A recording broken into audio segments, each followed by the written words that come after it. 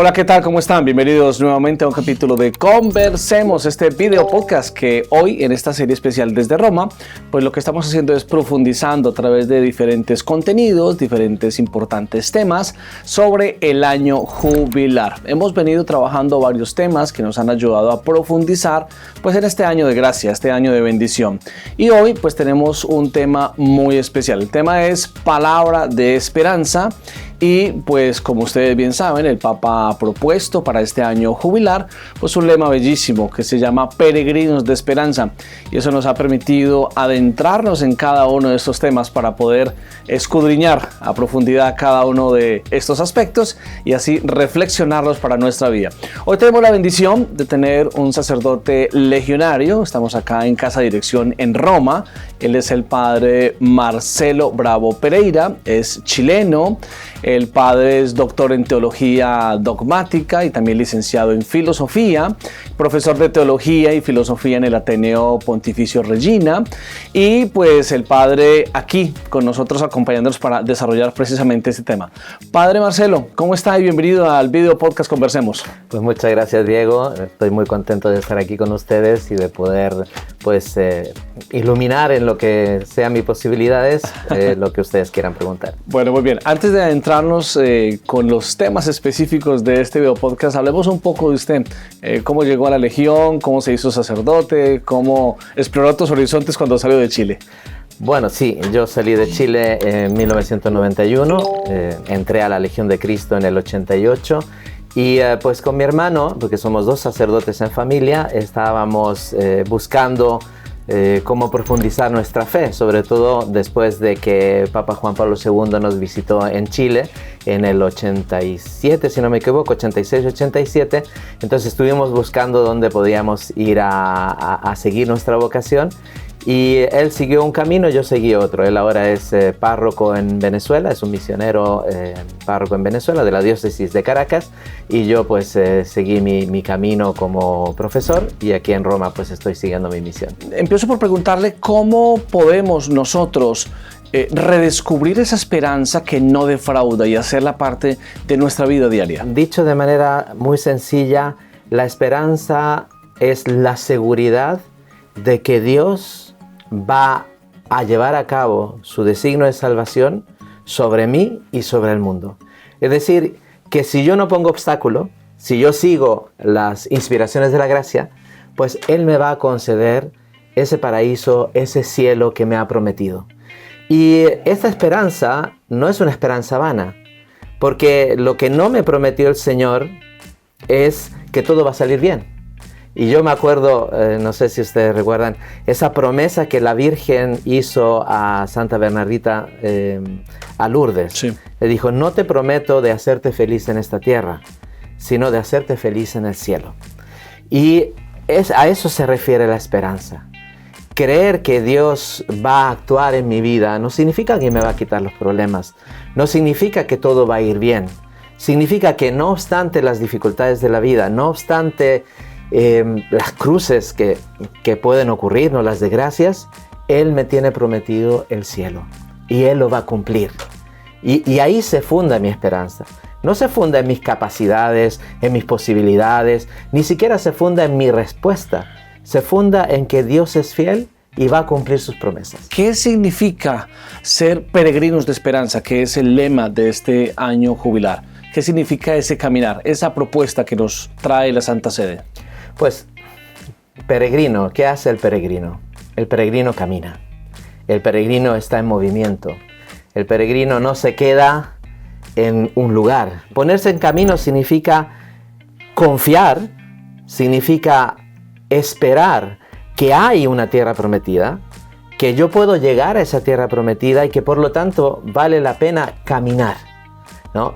Y como dice el poeta, pues se hace camino al andar. Es decir, yo me voy a encontrar muchas realidades, muchos desafíos, muchas dificultades, muchos elementos hermosos, compañeros de camino, ¿no? Con los cuales pues voy a hacer parte de este trayecto, personas que Dios pone en mi camino para reorientar, ¿no? Para no perderme del camino. Aquí en Italia está hay diversas vías de peregrinación, una que va hacia Santiago de Compostela y la otra que baja hasta Roma. Está llena de signos, de señales por donde tienes que ir. Tantas personas que nos van dirigiendo hacia la meta. Y entonces ser peregrino de esperanza significa ponerse en camino, no a lo loco, no así vamos a salir a ver dónde llegamos, sino con los ojos puestos en la meta, ¿no? Ahora, esos ojos puestos en la meta no significa que nosotros ya sabemos dónde vamos. No significa que ya sabemos cuál es el camino que tenemos que seguir. Ahí tenemos que dejarnos orientar por la acción de Dios, por el Espíritu Santo que actúa dentro de nuestros corazones y nos dice en qué dirección tenemos que ir. Y también tenemos a lo que el Papa Benedicto XVI llamaba los amigos de Dios, ¿no? Tenemos a los santos, tenemos los ángeles, tenemos a la Santísima Virgen que nos acompaña en este camino. Por lo tanto, no nos sentimos solos, no estamos abandonados, no estamos, como decía un filósofo alemán, arrojados en la existencia, caminando solo Dios sabe dónde. No, estamos caminando hacia Él, estamos caminando hacia el cielo. Y por lo tanto, nuestro caminar es un caminar de esperanza. Padre, profundizando en esta analogía que usted propone, es mucho más profundo y es mucho más importante realmente unir las dos palabras, ser peregrinos de esperanza. Va mucho más allá realmente del contexto de un solo peregrinaje. ¿Es quizás una invitación en el mismo contexto a una iglesia en salida? Claro, por supuesto, por supuesto. Es que lo peor que puede pasar a la iglesia es quedarse, ¿no? Y eso es, podemos decir, el problema que está detrás de todos los fundamentalismos, ¿no? Es querer quedarse en una situación de comodidad, ¿no? Que corresponde a un contexto histórico, ¿no? Y la incapacidad de darse cuenta que Dios no te quiere aquí.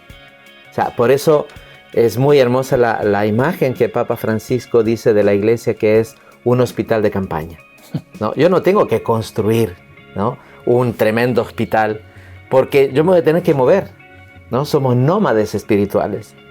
Y esto lo descubrimos, está radicalmente, digamos, insertado en toda la historia del pueblo de Israel, ¿no? El pueblo de Israel es un pueblo que camina. Y aunque después se establece en la tierra prometida, no termina su peregrinaje. Tienen que seguir caminando y por eso son deportados y después vuelven.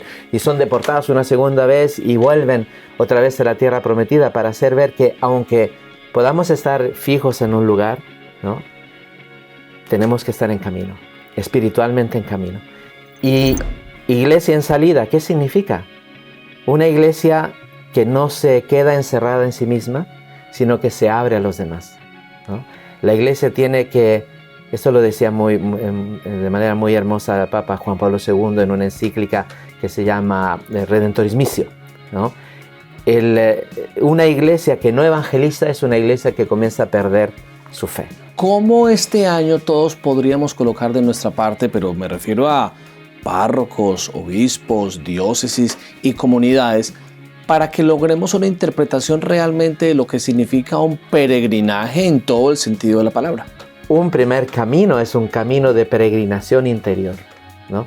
De entrar dentro de nosotros, no tanto para buscarnos a nosotros mismos, sino para encontrarnos nuevamente con el Señor. Es una cosa curiosa que descubrí, digamos, me vino a la luz recientemente, ¿no? Cuando se habla de ese lema que está en el oráculo de Delfos, ¿no? En el templo de Apolo a Delfos, ¿no? Conócete a ti mismo. Y de hecho también en el hinduismo, por ejemplo, todo está orientado al conocimiento de sí mismo. Y si uno va al Evangelio, la pregunta fundamental que Cristo hace es: ¿quién dicen ustedes que soy yo? Es decir, para el cristiano, la vida espiritual no es un encuentro consigo mismo, sino que es un encuentro con Cristo. Y ese Cristo me lleva nuevamente a descubrir quién soy yo realmente. Entonces, este es el primer peregrinaje interior que tenemos que hacer, no tanto para redescubrirnos a nosotros mismos, porque puede ocurrir que entro dentro de mí y ¿qué me voy a encontrar? ¿No? Límites, miedos, pecado, también cosas buenas, por Dios. Pero si me encuentro con Cristo y me contemplo a mí mismo desde los ojos de Cristo, entonces ese sí que es un peregrinaje, yo creo que es el más importante. Y una vez que se ha logrado penetrar y entrar dentro de sí y descubrir y encontrarse con Cristo en el santuario de nuestro corazón, entonces salgo, ¿no? Como irradiación. Esa es realmente tal vez la clave que tiene que estar presente, como tú decías, en los obispos, en los sacerdotes, ¿no? A veces caemos mucho en el activismo, la contemplación. Y de la contemplación, entonces salimos al encuentro de los demás. Súper interesante eso, padre. Quiere decir que hay que alistar primero la mochila interior del corazón para que el alma pueda correr en una aventura segura. Absolutamente sí. Me gusta mucho eso. Quiero preguntarle, padre, ¿cómo podemos nosotros reconciliar la esperanza cristiana con el dolor y las pruebas de la vida diaria? Es una pregunta muy interesante y yo creo que cada uno de nosotros tiene que saber responderla, ¿no? Entrar dentro de sí y, digámoslo así, preguntar al Espíritu Santo. Porque el dolor y la prueba es algo muy personal, ¿no? Y ninguno puede decir ante una persona que está sufriendo, no, mira, los otros han superado sus dificultades porque se han acogido a Cristo, porque han dejado entrar a Cristo en sus corazones. No, porque el sufrimiento es algo muy personal. Y yo como buen samaritano, podemos decir así, tengo que ponerme al lado del que sufre, ¿no? Y acompañarlo. No darle indicaciones, no darle sermones, ¿no? Entonces, por eso digo que es una respuesta que cada uno tiene que dar. Y sin embargo, en medio del sufrimiento, la esperanza te coloca en una dimensión superior. Porque si uno analiza el Evangelio, ¿quién es Jesucristo? Jesucristo es uno que humanamente fracasó. Y precisamente en el fracaso nos salva, nos redime. Y eso es una palabra muy fuerte para quien está sufriendo. El decir, yo que tal vez estoy perdiendo esperanzas humanas, ¿no? Me acojo al sufrimiento de Cristo, uno mi sufrimiento con el sufrimiento de Cristo y le doy un valor redentor. El sufrimiento de las personas que ofrecen su sufrimiento a Cristo, pues enriquece a la iglesia. Y el misionero que está ahí en la iglesia en salida, en las periferias existenciales, puede cumplir con su misión porque hay alguien que está ofreciendo su vida, que está ofreciendo su sacrificio, que está ofreciendo lo único que tiene, ¿no? Y eso tiene un valor redentor. No nos olvidemos de esto porque precisamente en la cruz de Cristo es donde encontramos la salvación. Cristo no nos salvó solamente porque predicaba, no nos salvó solamente porque hacía milagros, nos salvó fundamentalmente porque murió en la cruz y resucitó. Y resucitó. Estamos con el padre Marcelo Bravo Pereira, doctor, profesor, experto en todos estos temas, escritor además de interesantes libros, y hoy nos acompaña en Guadalupe Radio aquí en esta serie, en esta videoserie especial que hemos preparado con motivo del año jubilar. Estamos con este importante tema que se llama Palabra de Esperanza. Una pausa muy breve y ya regresamos con el padre Marcelo.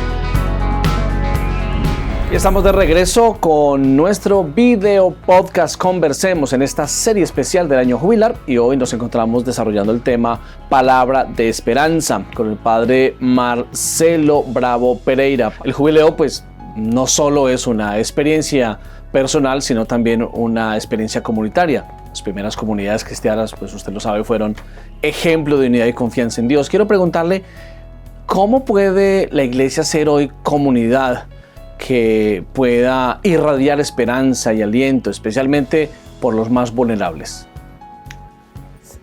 Pues yo creo que siguiendo el ejemplo de Cristo, y en particular he estado meditando mucho en Mateo 25, ¿no? Tuve hambre y me diste de comer.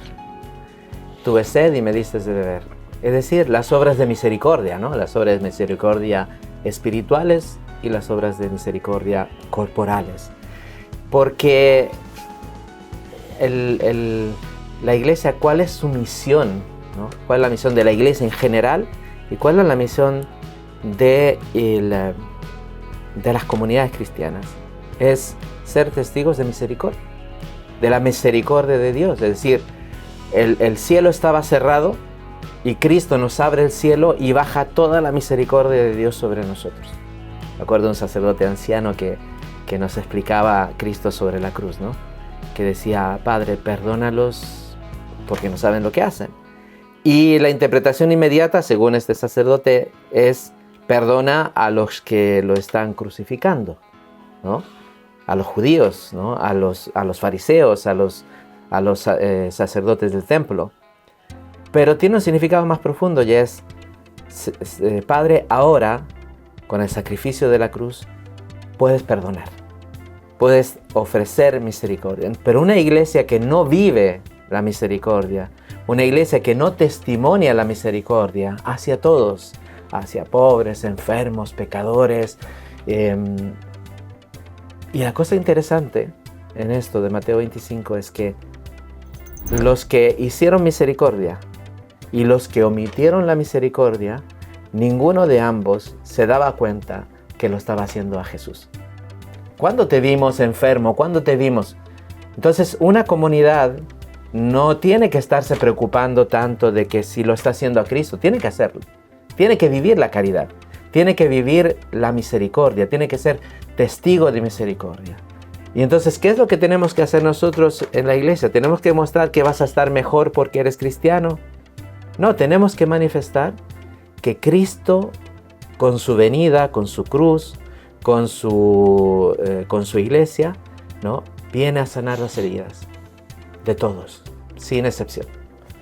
Padre, esa mirada de misericordia que debería tener o que deberíamos de tener todos como peregrinos, según lo que usted nos cuenta, nos comparte, debería tener también una misión entonces caritativa permanente para que en la acción pueda ser una iglesia con una misión concreta que no se coloque solamente en una intención de la mente o del espíritu de misericordia, sino con una acción clara de caridad. Totalmente, sí. Una de las características que ha diferenciado el cristianismo es precisamente su caridad, ¿no? El servicio de los demás. En los albores del cristianismo, los paganos decían: miren cómo se aman, miren cómo están dispuestos a dar la vida los unos por los otros. Y a partir de ahí la Iglesia Católica, la Iglesia, ¿no?, comenzó a desarrollar un servicio caritativo que lo distinguía, ¿no? Hay un autor americano que ni siquiera es católico, se llama Rodney Stark, que escribió un libro que más o menos dice cómo una pequeña comunidad llegó a ser la religión del imperio. Y los motivos no son militares, los motivos no son políticos. Los motivos es que era que la gente, sobre todo la mujer, se veía promovida, ayudada, auxiliada por los cristianos. Y eso era una novedad. Tan es así que creo que fue Juliano el Apóstata, que criticando a los cristianos, tratando de sacar a los cristianos del imperio, se puso a hacer toda una serie de obras caritativas porque se daba cuenta que lo que más daba credibilidad a los cristianos era el servicio de los demás, era la caridad hacia los demás. Había un pensador hinduista, Vivekananda, que se formó con los cristianos, pero él siguió siendo hinduista y comenzó a desarrollar una obra de asistencia caritativa porque se dio cuenta que eso era lo más valioso que tenían los cristianos. Ahora, no es simplemente servicio de los demás, es es porque vemos en los demás la imagen de Cristo. Lo que hiciste a uno de los hermanos más pequeños, a mí me lo hiciste. Entonces no es solo filantropía, es servicio de Cristo. El cuerpo de Cristo sufriente en mis hermanos, yo tengo que salir al encuentro de ellos. Sobre todo de aquellos que tal vez no se ve que están sufriendo. Los que están solos, los que están en las drogas, los que están tal vez en una sociedad como por ejemplo la sociedad americana, donde se tiene todo, pero cuando tú vas a tocar el corazón está vacío. Ahí tengo que llevar yo el mensaje de esperanza, dar esperanza al hombre. ¿Qué papel juega la lectura, la meditación de la Escritura en fortalecer nuestra esperanza en medio de los retos cotidianos? Pues la palabra es un centro muy especial, pero en este tema en específico, pues la palabra, ¿cómo se lo va a hacer bien fuerte para este año jubilar? Te agradezco mucho esa pregunta porque me da la posibilidad de introducir un tema que a mí me está muy en el corazón. ¿Por qué para nosotros la Biblia es tan importante? Ciertamente porque nos da contenidos y enseñanzas importantes, pero sobre todo porque la Biblia nos habla de una historia, ¿no? La historia de Dios con el hombre. Una historia que se ha desarrollado desde los albores de los orígenes, ¿no? Desde el Génesis, desde la llamada Abraham, Moisés, Samuel. Y mientras estoy leyendo yo la Sagrada Biblia, la Escritura, ¿no? Me doy cuenta de que en esa historia hay un protagonista que sigue vivo. Y ese protagonista es Dios. Entonces, cuando yo leo la Escritura, estoy tratando de descubrir el modo como Dios se comporta. Porque Dios sigue actuando en la historia. Dios sigue presente de manera sacramental y de manera, podemos decir, en sentido propio en su iglesia, en los sacramentos, ¿no? En la liturgia. Ahí es donde Dios se hace presente de manera real, pero se hace presente también a lo largo de la historia. Y para poder, digamos, descubrir, digámoslo así, sus hábitos, sus modos de comportarse, la Biblia es muy importante. Porque yo en la Biblia descubro cuál es la voluntad de Dios, cómo Él se comporta, cómo Él actúa, su libertad, su providencia, su amor, ¿no? Ese amor que se preocupa, no el amor universal. Ahí vemos una guía. Ahí vemos una guía, pero una guía de comportamiento. Es como decir, este Dios ha actuado ya en otras ocasiones y analizando ese actuar puedo descubrir cómo está actuando en mi vida, ¿no? De hecho, esta forma de leer la Escritura, que se llama la lectura tipológica, ¿no? Es la lectura que los profetas hicieron de su historia, que los apóstoles, los evangelistas hicieron de la historia, y es la lectura que nosotros en la iglesia hacemos. Podemos descubrir ciertamente enseñanzas útiles en la Sagrada Escritura, pero descubrir que Dios actúa en mi vida y la Biblia es la clave para interpretar cómo Él actúa, pues palabra de esperanza. Así como Dios actuó con el pueblo de Israel, así también actúa conmigo. Por lo tanto, la lectura de la Escritura me enseña y me acostumbra, podemos decir, a descubrir cómo Dios actúa en la historia, en mi historia personal y en la historia del mundo. Porque esta historia que parece que está tan alejada de Dios, no está fuera de la voluntad de Dios, del designio de salvación de Dios. Pues el Papa Francisco ha insistido en algo que usted decía hace un momento, padre, en una iglesia que debe ser un hospital de campaña, un lugar donde los heridos encuentren consuelo y esperanza. Quiero preguntarle qué aspectos del mensaje del Papa le inspiran a vivir este jubileo como un tiempo de renovación y de esperanza bajo este concepto. Cuando el Papa dice que la iglesia es un hospital de campaña, me lleva a pensar que en los tiempos que corren tengo que ir a lo esencial, ¿no? Y lo esencial es el encuentro con Cristo. Lo Lo esencial es lo que Papa Francisco puso en su encíclica sobre el Sagrado Corazón. Eso es lo esencial, volver a encontrar y conectarse con Cristo. ¿Qué es lo principal? ¿Y qué es lo que en un hospital de campaña se tiene que encontrar? ¿No? En un hospital de campaña tal vez no tengo todos los elementos necesarios para hacer una operación, pero tengo lo esencial para poder salvar a la persona. Y eso es lo que me interesa. Hay otras palabras del Papa que me inspiran, y una de ellas que siempre me ha inspirado mucho es la importancia del proceso tanto cuanto el resultado, ¿no?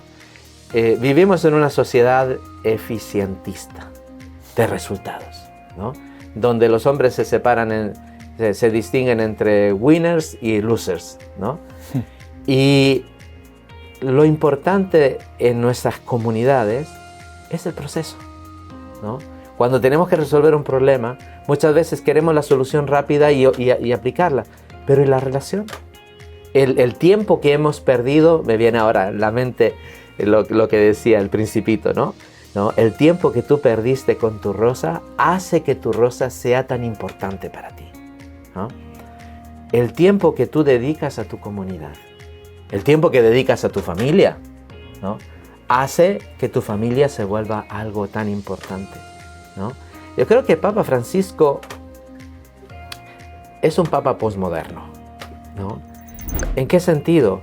En el sentido de que lo que son formas antiguas, pasan a un segundo plano. Y esto puede ser discutible, pero no cabe duda de que nos está haciendo volver a lo esencial, ¿no? Somos una comunidad de pecadores, de hombres que necesitamos misericordia, de hombres que necesitamos volvernos a encontrar, ¿no?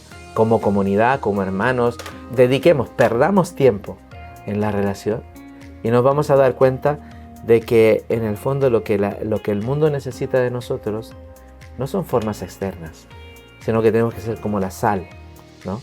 Que da sabor al mundo. Padre, ¿será que esto tan importante que usted está contándonos es como cuando percibimos realmente de que quienes trabajamos en la iglesia y quienes normalmente trabajamos por el Evangelio,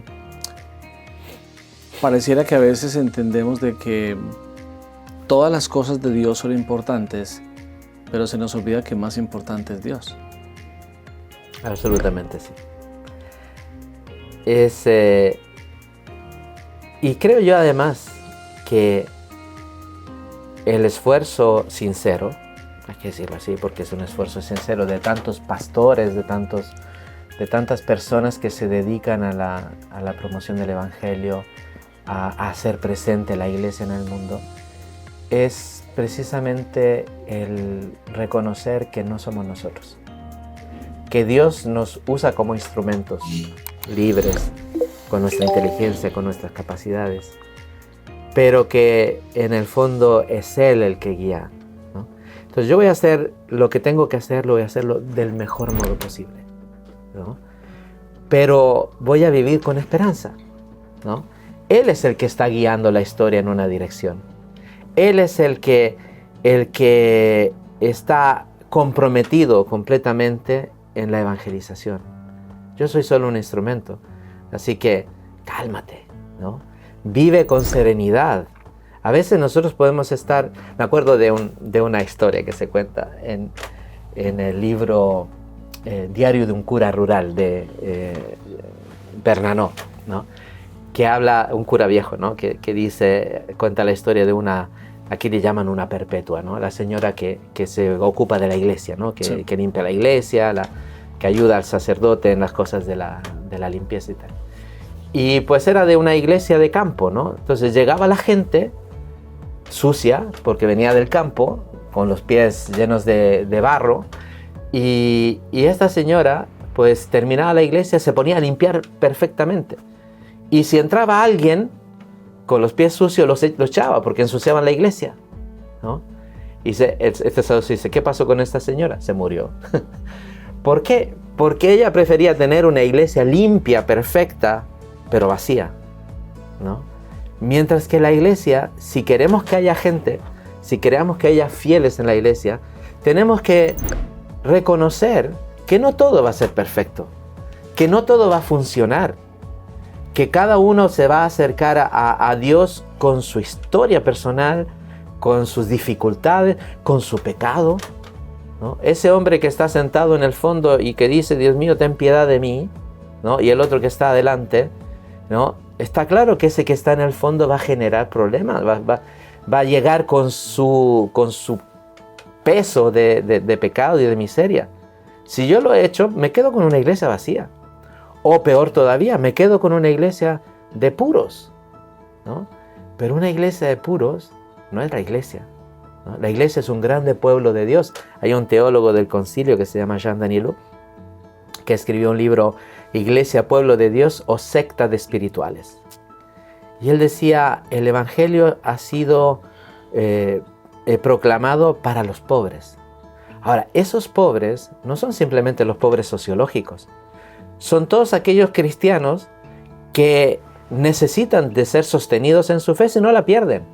Nosotros hemos perdido al pueblo de Dios, ¿no?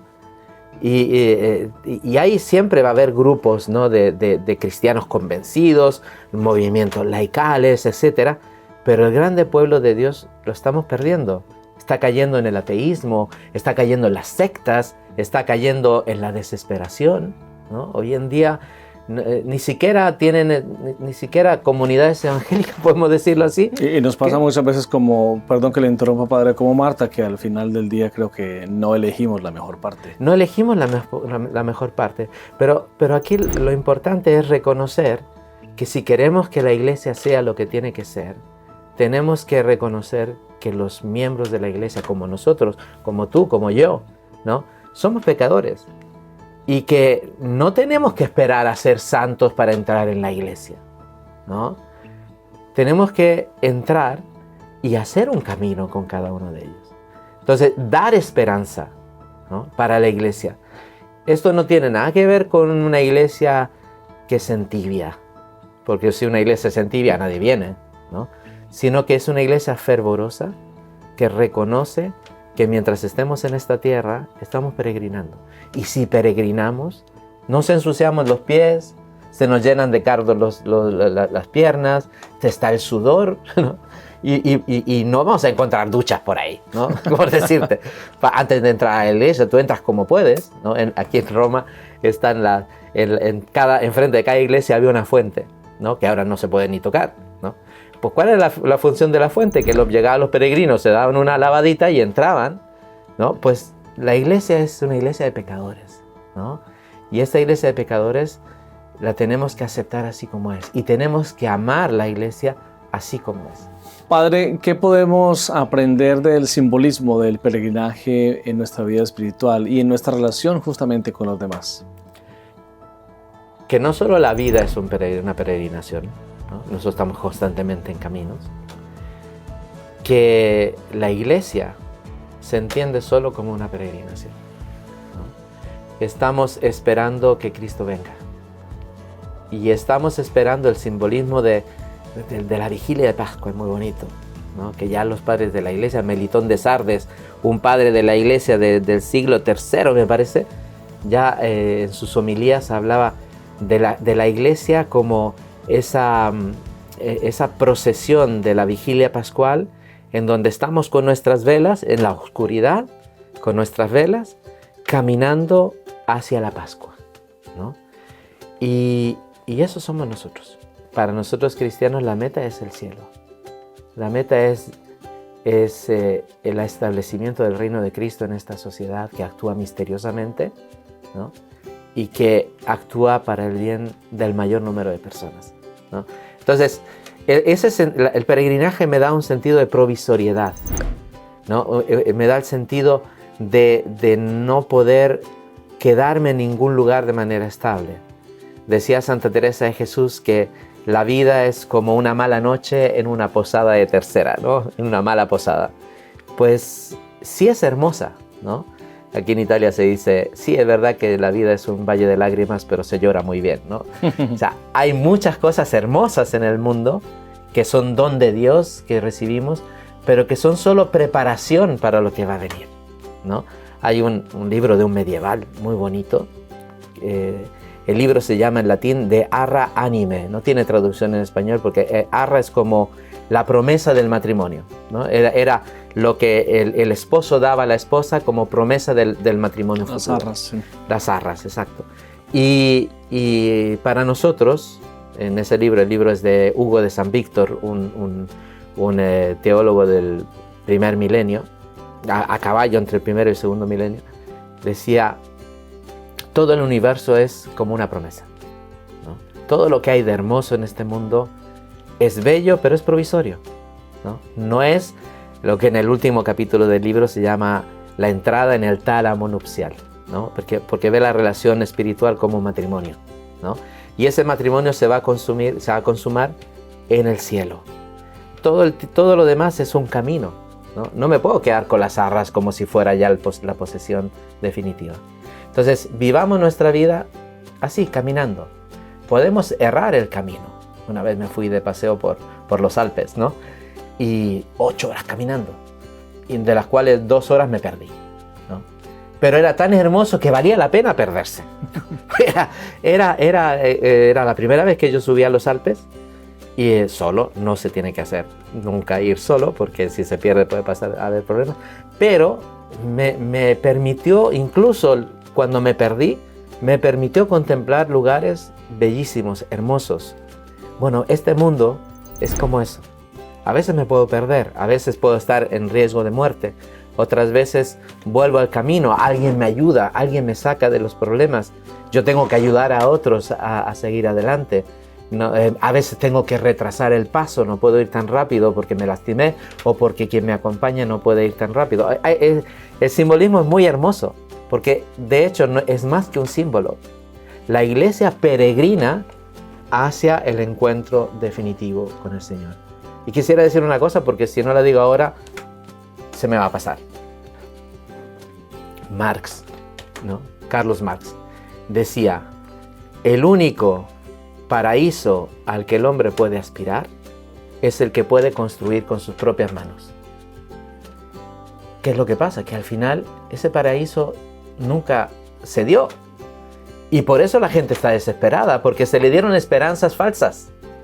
La esperanza del progreso, la esperanza del mundo ideal. Del mundo ideal, de una sociedad perfecta, ¿no? De una sociedad sin clases, de una sociedad woke, como vivimos hoy en día. Y al final el hombre está yendo de un lado, ¿no? Empujado por todo viento de doctrina, dice San Pablo a Timoteo, ¿no? Y cuando la iglesia le presenta su camino de esperanza, no es que no lo acepta, es que ya no cree en nada, ¿no? Entonces tenemos que saber presentar esta alegría, esta esperanza. ¿Y cómo lo hacemos? Con nuestra alegría, con nuestra esperanza, ¿no? Un santo triste es un triste santo, decían por ahí. Pues si tenemos que tener caras de resucitados, decía Juan Pablo II. Solo así vamos a poder, ¿no?, hacer que la gente vea el cielo como algo que realmente vale la pena. Pues muy bien, padre, me quedo con esa última parte. Yo creo que en este caminar y en este peregrinaje todos realmente tenemos que estar conscientes, primero, de que no tenemos que vivir con cara de limón, como dice el Papa Francisco, o como dice el Papa Juan Pablo II. Tenemos que vivir con cara de resucitado. Y segundo, pues qué importante realmente estar alineados a las expectativas del plan de Dios, más no a las expectativas que el mundo nos ofrece. Una pausa y regresamos en este especial, este video podcast, aquí con el padre Marcelo Bravo Pereira en Conversemos.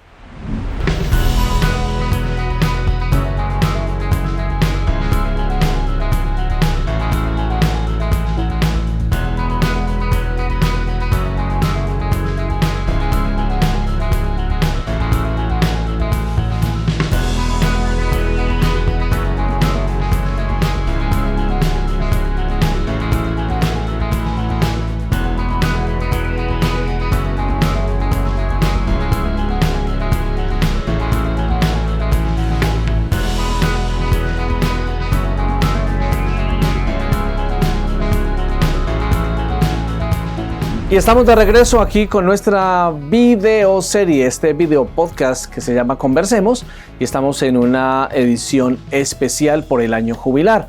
Hoy estamos tocando un tema importante que es palabras de esperanza y tenemos invitado al padre Marcelo Bravo Pereira.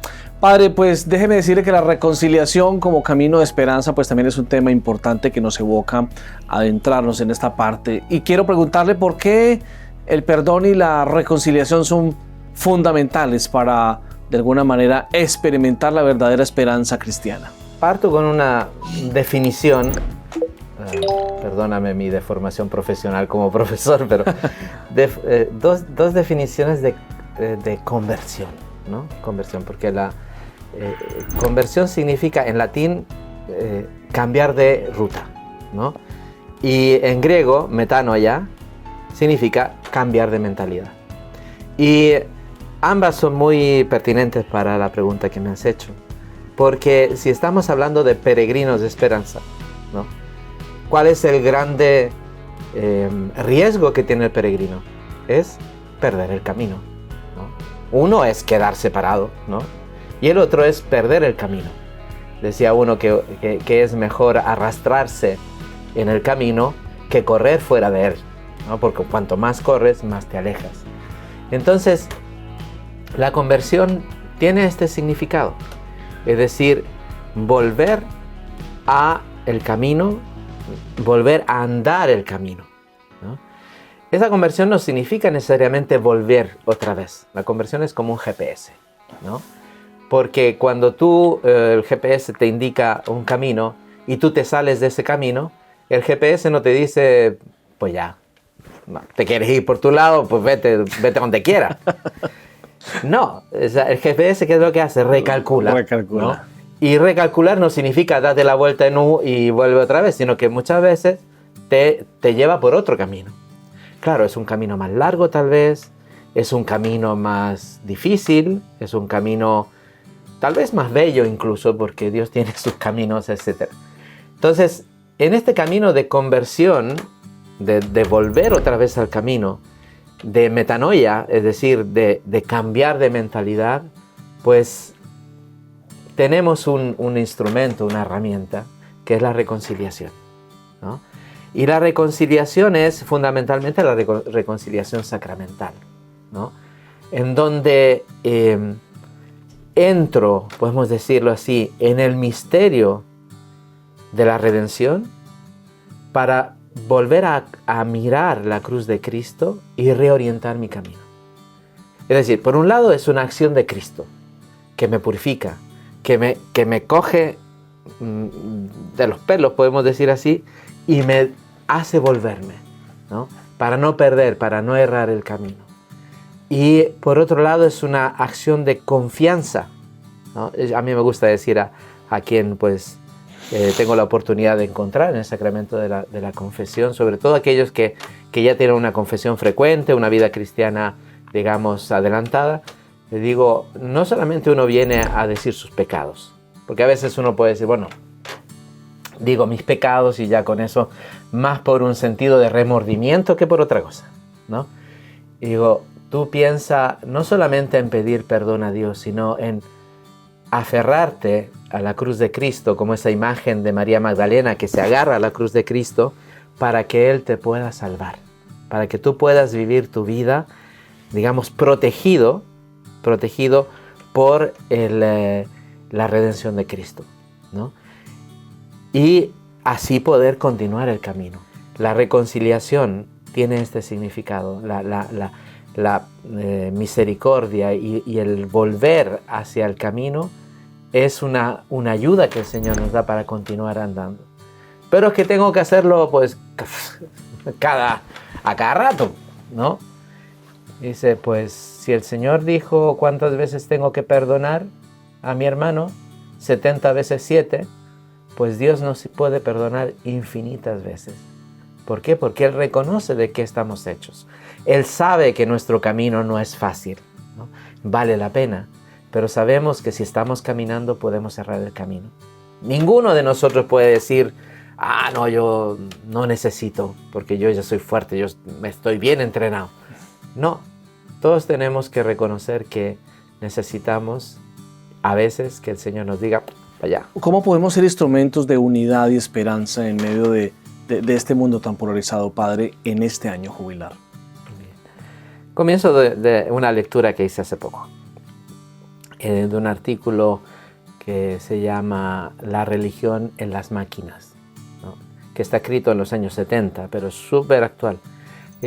Decía ahí el autor, ¿por qué el hombre de hoy no logra encontrarse con Dios? Y él da una intuición muy buena, dice, porque, citando el Salmo 8, si los cielos reflejan y cantan la gloria de Dios, ¿no?, las máquinas cantan la gloria del hombre. Y si nosotros miramos a nuestro alrededor, estamos rodeados de logros y de conquistas hechas por el hombre. Y eso ha llevado al hombre moderno, ahora estamos en una fase un poquito después de eso, de alguna manera a infatuarse, a caer en la soberbia de pensar que él puede crear un mundo, ¿no? Un mundo mejor, un mundo que con las máquinas, con la técnica, con la medicina, hace mejor al hombre, ¿no? Y esta no es una crítica al progreso científico, al progreso tecnológico, sino que muestra simplemente cómo, de alguna manera, el hombre de hoy necesita encontrarse nuevamente con Dios, necesita nuevas formas para encontrarse con Dios. Ahora, si es verdad que todo lo que el hombre ha podido hacer es un reflejo de los dones y de las capacidades que Dios le ha dado, yo creo que sí es posible volver a encontrarse con Dios en una sociedad que está de alguna manera saturada de los logros del hombre. Pero ¿cómo lo hacemos? Necesitamos un lenguaje, necesitamos formas nuevas, ¿no? En este sentido, Papa Francisco, pero ya incluso desde Papa Juan Pablo II, ¿no? ¿Por qué tenía tanto pegue entre los jóvenes? Porque él tenía un lenguaje, ¿no? Tenía un modo, su comunicación era tremendamente simbólica.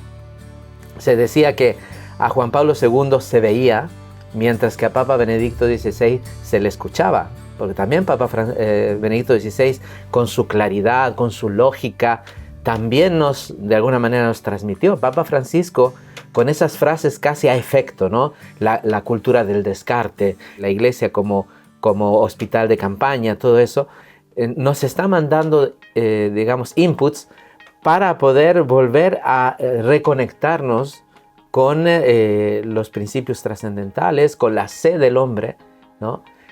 Hay un filósofo que, no sé si fue un filósofo o una cosa que que inventé yo, dice que ante la sed de infinito del hombre, ¿no?, la sociedad contemporánea ofrece una infinidad de cosas. El nuevo celular, el nuevo computer, las diversas plataformas para ver videos, películas. Puedo pasarme todo el día viendo videos y películas y ver cómo mi vida pasa sin pena ni gloria. Bueno, en esos lugares, ¿cómo puedo yo volver a conectar, dar oportunidades para que el hombre se despierte? Padre, en ese tema tan importante, de manera personal pienso que a veces hemos perdido esa manera de ver el mundo, de cómo evoluciona, o de asombrarnos permanentemente por los adelantos tecnológicos, el proceso robótico, la inteligencia artificial. Pero en mi parecer creo que ese asombro significa no conocer el ser humano por dentro y por fuera. Porque si la humanidad pudiese tener un momento donde reflexione y tenga un estado pleno de conciencia de conocer la estructura humana como la conoce un médico, como la conoce un antropólogo, diría, wow, ¿por qué no se sorprende cuando conoce la divinidad humana que existe desde todos los tiempos?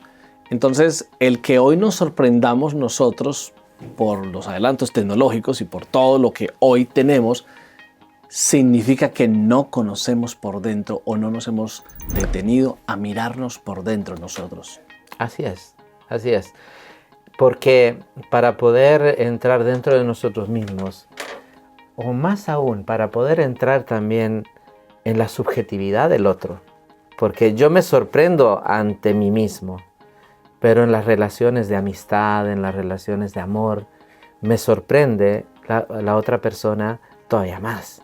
Sentido que para mí, ¿por qué una persona se puede vivir enamorada de otra? Porque la interioridad de la persona es infinita, ¿no? Y cuando yo descubro siempre nuevo modo de enfrentarse a la vida, nuevo modo de salir adelante, de superar de sus propias limitaciones, y yo puedo entrar en tu subjetividad, pero tengo que saber cómo hacerlo, ¿no? Hay un filósofo francés, Pascal, ¿no? Blaise Pascal, que decía, para cada orden de cosas es necesario una metodología, ¿no?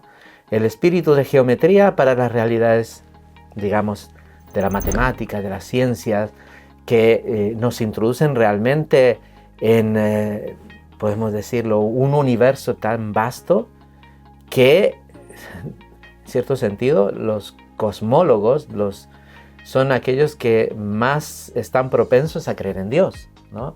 A decir por las estadísticas en la comunidad científica, los astrónomos, y este universo tan grande al cual nunca podremos abarcar manifiesta esa grandeza de Dios. Pero hay otro orden de cosas que es el orden del corazón. Y es ahí donde él llama el espíritu de finura, ¿no? El esprit de finesse, dice en francés, ¿no? El espíritu de finura, la capacidad de poder entrar en el corazón del otro y descubrir el abismo de la interioridad humana, de la belleza del amor, de las relaciones a las cuales yo puedo entrar solamente si doy confianza a la palabra, ¿no? Si yo creo en la palabra del otro, ¿no? El otro debe ser creíble. Y después las cosas que se refieren a Dios, que él llama el espíritu de profecía, ¿no? Y esa la descubro, pues, entrando en la lectura del universo con ojos de profeta y entrando en la lectura de la Sagrada Escritura, ¿no? Tratando de aprender quién es el Dios que se esconde en la ciencia, en el corazón del hombre y en sí mismo, en la Sagrada Escritura. Pero tengo que estar entrenado para eso, porque a nivel del espíritu de geometría está de por medio un espíritu racionalista, positivista, por el cual la única verdad es la verdad científica matemática, desprecio lo demás, la soberbia de los laboratorios, decía un filósofo español, Ortega y Gasset. En el interior de las personas, la desconfianza o la manipulación del otro, conociendo tus dinamismos psicológicos te puedo manipular, la depreciación de la palabra, ya la palabra no tiene ningún valor. Y a nivel de la escritura, pues el fideísmo, el biblicismo, el no saber conectar mi fe católica con todo lo demás, o mi fe cristiana con todo lo demás, pues es necesario volver a unificar a la persona, ¿no? Y esto pues es el trabajo que tenemos que hacer los sacerdotes, los pastores, los operadores pastorales. Pues muy interesante tema, padre, y quedo con un hecho preocupante, y es cómo las nuevas generaciones van a poder promover al interior de sus familias y de sus comunidades parroquiales, sus diócesis, las ciudades, el interés para que los nuevos chicos, los niños, los más jóvenes puedan tener un mayor interés en la plenitud del ser humano, de su interior, y no el asombro tecnológico y la forma tan precipitada y acelerada como viene avanzando lo tecnológico. Sí, ese es el desafío. Por un lado, nunca nos tenemos que olvidar que a la predicación de la palabra, ¿no? La predicación de la palabra está sostenida por la acción del Espíritu. Y por lo tanto, Dios conoce a sus hijos. Y Dios habla en el corazón de cada hombre, independientemente de qué cultura. De todas las culturas, Dios está siempre actuando en el corazón de todo hombre, sembrando las semillas del verbo. Entonces, por lo tanto, por un lado tengo que estar tranquilo, ¿no? El jefe está arriba y él es el que actúa, ¿no? En segundo lugar, el confiar también en las capacidades del hombre y de nuestros jóvenes, de nuestros niños, de saber superar los obstáculos, ¿no? Porque los obstáculos son muchos, pero podemos decir que toda la historia de la iglesia conoce obstáculos distintos, ¿no? Hoy hay unos obstáculos, en el pasado había otros. Por lo tanto, la capacidad del hombre, lo que llamamos la resiliencia, está en esa capacidad de salir de toda esa maraña de cosas, de infinitas cosas que le presenta el mundo, y salir como las flores que surgen en el cemento, ¿no? Y van saliendo y sale, ¿no?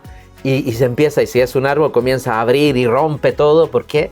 Porque hay un dinamismo en el corazón del hombre que tenemos que reconocer y respetar. Y cada uno tiene su camino, no tenemos que hacer presión. Y después lo otro, el saber aprender el lenguaje de ellos. Pero hay que estar atentos, porque hablar el lenguaje de los jóvenes no significa aniñarse, ¿no? No sé si se entiende esta Sí, sí, sí. Aniñarse. Porque no hay nada peor de un adulto de 40, 50 años, que somos los que estamos aquí en este momento, en este diálogo, de querer presentarse como lo que no son, ¿no? No, nosotros somos educadores, somos formadores, y tenemos que ser lo que somos, pero entenderlos, no juzgarlos, ¿no? Inmediatamente, entenderlos, amarlos, amar a mis hermanos. Y formarlos. Pero no formarlos para que sean como yo, porque ellos pertenecen a otra cultura. Los cambios culturales han sido tremendamente veloces en estos últimos 50 años, podemos decir, ¿no? Tremendamente veloces. Entonces no tenemos que hacer que ellos vivan su cristianismo como lo vemos vivido nosotros desde el punto de vista externo. Hay que descubrir nuevos caminos. Tenemos un santo, ¿no? El santo que acaban de beatificar, Carlo Acutis. Carlo Acutis es un joven que habla a los jóvenes, ¿no? Es un joven que va con su mochila, su computadora, que pertenece a una generación que ya no es la nuestra, es un santo para estos tiempos. Bueno, pues es posible. Y hay muchos jóvenes, hay muchos niños, hay muchos adolescentes que quedan fascinados por el Evangelio. ¿Por qué ellos manifiestan esa fascinación y otros no? Porque tal vez no han tenido la oportunidad, porque no les hemos hablado de acuerdo a sus problemáticas, no hemos entendido qué es lo que llevan dentro, y por eso siguen su camino y los perdemos. Maravilloso. Pues padre, lo invito para que cerremos con un ping-pong de preguntas y respuestas que permitan por lo menos una palabra por cada, una respuesta de una palabra, y poder aterrizar un poquitico esto. Para usted, la palabra, ¿qué significa en este año jubilar? La palabra es Cristo mismo. ¿Cómo prepararnos para este peregrinaje del 2025? Dejemos que Cristo nos prepare. Que las comunidades, ¿cómo hacer que sean realmente apóstoles de este año jubilar? Que tengan imaginación. Muy bien, padre, pues muchas gracias por permitirnos llevar a cabo esta entrevista. Muchas gracias, esperando que podamos encontrarnos nuevamente. Al padre Marcelo Bravo Pereira, muchas gracias, y a ustedes, gracias por habernos acompañado en esta serie especial, Palabra de Esperanza, una serie especial que estamos produciendo desde Roma en el año jubilar. A ustedes Dios los bendiga, muchas gracias, y nos encontramos en otro video podcast aquí en Conversemos con Guadalupe Radio.